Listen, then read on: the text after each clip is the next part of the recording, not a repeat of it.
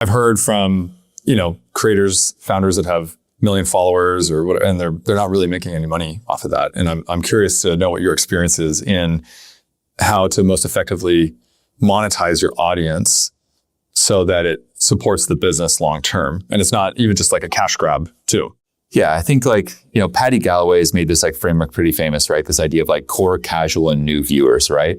And typically if you want a video to really hit the jackpot on YouTube and generate not just views, but an amazing core audience, you're trying to hit all of those at once.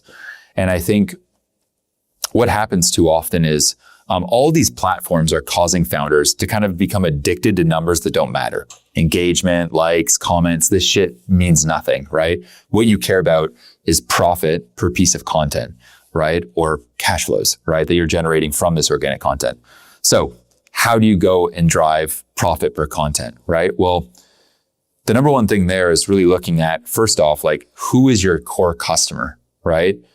And then going and really looking at the data and ideally surveying these people, right? And understanding what are their main goals, what are their biggest challenges, what's keeping them up at night, and if they were to get your help with anything, what would they most want your help with, right?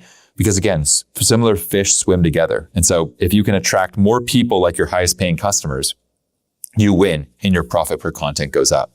And so from there, it's then taking those survey results, and whether it's using your own noggin or going and using ChatGPT, Claude, whatever, to kind of start brainstorming ideas, you can take those survey results and start to come up with really solid ideas, and then mix that with some outlier research using a platform like oneof10.com to go and look at, different outliers that have likely happened over the last 3 months, have gotten over 100,000 views on channels maybe in and around your size.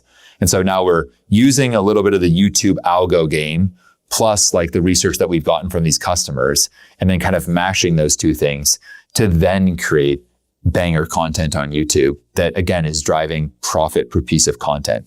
And so in my company, and what we set up with founders and help them install is essentially every piece of content below it, you'll see on my YouTube that essentially we typically have a video that goes, and below it has a core free resource or system that we give them. And we also give them a link if they want to join Founder OS, okay? And so those links are all uniquely identifiable links. So we can track folks from when they go and download that thing all the way through to when they purchase.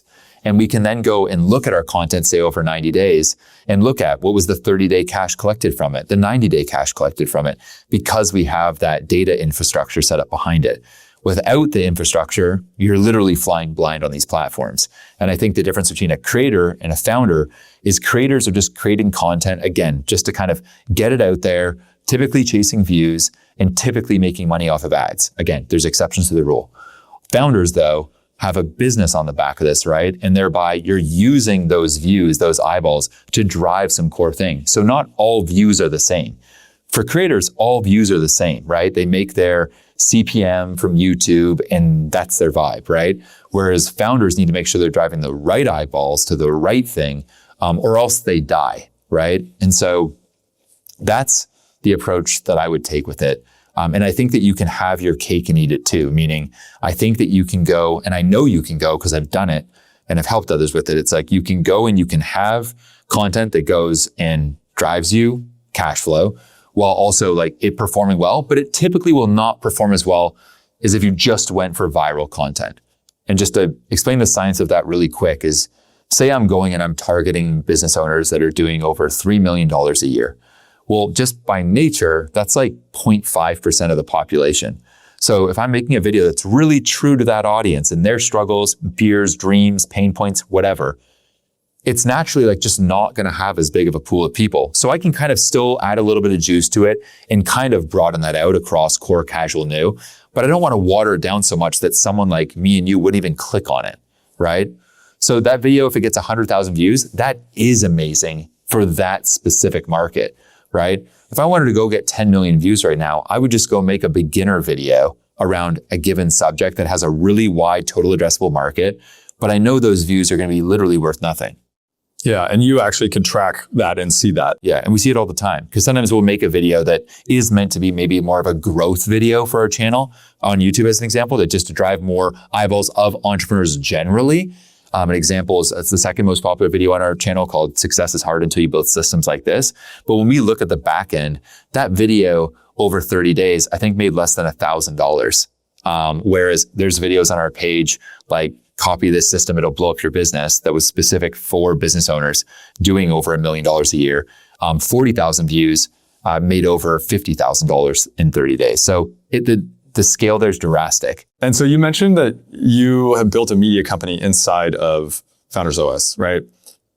What is a media company inside of another company? I kind of see it like Founder OS, in a sense, is a media company. I think we're like a content first company. And I think a media company at the end of the day is when a company realizes that they really need to control their messaging, they need to control their distribution, and they need to control their audience versus just relying on a platform. And so it really starts with going and dialing in like, well, what is that messaging all about? I think one place that founders as well as brands should be thinking about is like, what is your point of view, right? What is it? What is your vision, right? What's your mission? What do you believe like it, needs to happen over the next decade? And what are like the core enemies of the brand? And then what is your perspective on just like the world we exist in and why your brand exists and people should pay attention, right? And I think a lot of times people water that down. They don't make it spiky enough and it kind of just feels like meh, right? I know my point of view is that, entrepreneurs for years have been worshiping this kind of church of hustle, and that more than ever, founders are kind of rebelling against that, realizing that it's a crock of shit and that you should be able to control your destiny. And that really, when we look at like why we even started building businesses in the first place, it was for freedom, right? Freedom to control, where you work, when you work, what you work on, and who you work with. And it's that control, that optionality, and that enjoyment and play that we really got into it for. And we've kind of been sold this lie over the last decade or so, that's just about grinding and hustling and that everything will just be okay, but it hasn't been okay, right? And founders are more burnt out than ever. Mental health is like collapsing among so many founders and like something's got to give. And so to me, in my own journey, I've been through that struggle and really learned that it's like systems, first and foremost, that are the key to kind of getting out of that rhythm, right? Systems so that you can set up different pieces of your company to run without you. You don't need to be the bottleneck and all this stuff. People have decision rights and can make decisions without needing you. Things are documented step by step, more plug and play. And you're able to walk away from your business for 30 days and eventually come back to it after you've been in nature or whatever you like to do. And it's stronger than when you left. And I think that's the future that founders deserve to live in.